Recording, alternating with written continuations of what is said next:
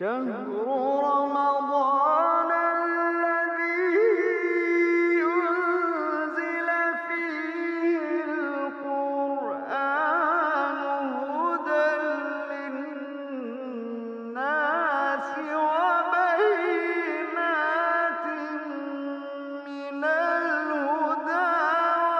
والفرقان۔ ماہ رمضان اسلامی کیلنڈر کا 9واں مہینہ ہے، اور ہر شخص اس بات سے بخوبی واقف ہے کہ اس دنیا میں آنے والا کوئی بھی انسان جب زندگی گزارتا ہے، آنے سے پہلے اس کی زندگی کے مختلف مراحل گزرتے ہیں، اور ان مراحل کے گزرتے گزرتے پانی کا ایک بے جان بے رنگ قطرہ 9 مہینے کی مدت کے بعد ایک جیتا جاگتا انسان بن کے دنیا میں آتا ہے۔ رمضان کا مہینہ پروردگار عالم نے نہ سال کا پہلا رکھا، نہ 10واں، نہ 11واں، نہ 12واں، 9واں مہینہ رکھا۔ اس کی حکمت علماء محدثین و مفسرین نے یہ بیان فرمائی ہے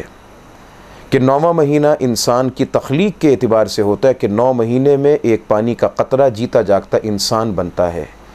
اللہ کریم نے رمضان کا 9واں مہینہ اس نسبت سے عطا فرمایا کہ گویا جس طرح بچہ پیدا ہوتا ہے تو گناہوں سے پاک صاف ہو کر دنیا میں آتا ہے، 9 مہینے تک انسان دنیا کے پیٹ میں رہا، گناہوں کو اس نے کیا، گناہ کرتا رہا،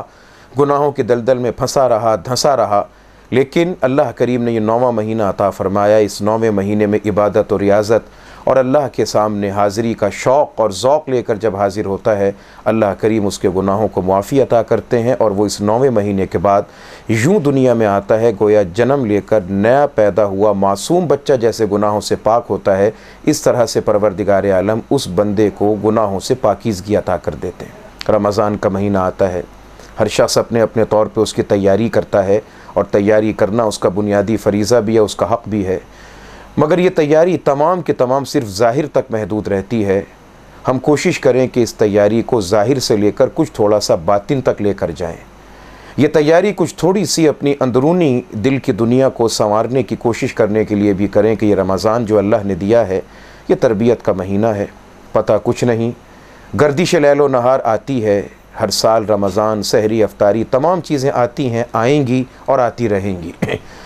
لیکن پتہ کچھ نہیں کہ رمضان میں ہم ہوں گے یا نہیں ہوں گے، اس کے بابرکت ساعتوں کے اندر ہم کو موجودگی کا موقع ملے گا یا نہیں ملے گا، یا اس سے پہلے پہلے اللہ کی طرف سے ہماری واپسی کا فیصلہ ہو چکا ہوگا۔ ہم کو موقع ملے نہ ملے اس کا علم تو اللہ کے پاس ہے، لیکن اس کے لیے کوشش کرنا، کاوش کرنا، محنت کرنا، اپنے دل دماغ کو اس بابرکت مہمان کی تیاری کے لیے آراستہ کرنا، یہ ہمارا کام ہے۔ ماہ رمضان کے آنے سے پہلے اور جب وہ آ بھی جائے، ہمیں چند باتوں کا دھیان کرنا ہوگا، چند باتوں کو خیال میں اپنے لانا ہوگا، موٹی موٹی بنیادی باتیں،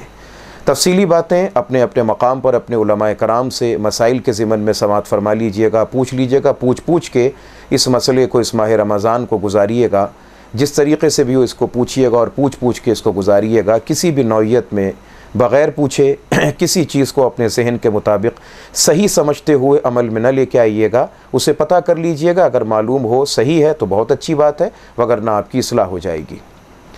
سب سے پہلی بات تو یہ کہ رمضان کے آنے سے پہلے میں اور آپ ہم سب کے سب یہ کوشش کریں کہ رمضان کی تیاری میں سے سب سے پہلی تیاری یہ کریں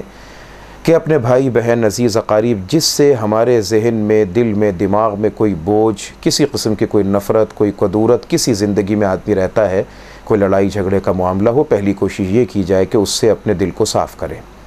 ہم آغاز کریں، اگر ہم کو جواب مثبت ملتا ہے، پازیٹیو جواب ملتا ہے، بہت اچھا، اور اگر نہیں جواب ملتا تو ہم نے اپنا فریضہ پورا کر دیا۔